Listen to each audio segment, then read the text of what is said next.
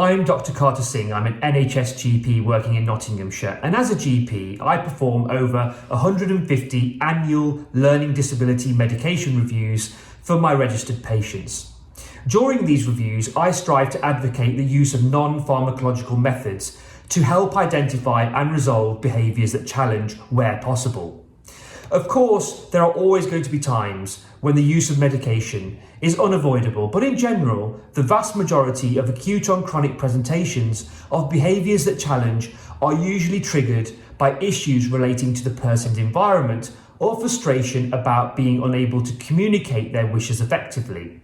So using a medical treatment to solve a non-medical issue can be counterproductive and even harmful.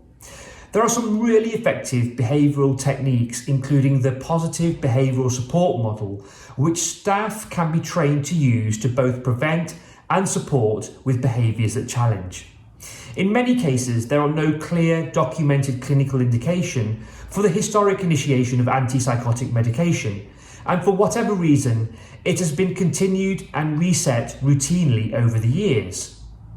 There are many reasons for this, but common ones cited by care staff include we just give them medication because it was started by a specialist, or the person may have been discharged by the psychiatrists and the routine medication reviews performed by the non-specialist in the community setting continue the medication as a legacy medication without perhaps the detailed consideration of the risks and benefits.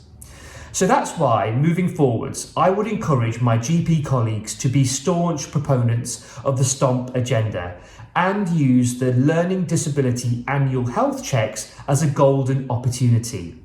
An opportunity to delve deep and perform a detailed medication review and inquisitively question the value, the risks and the benefits of the prescribed medication.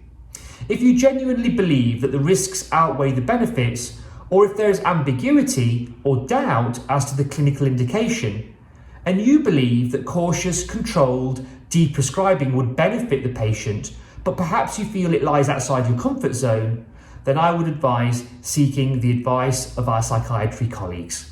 Thank you so much.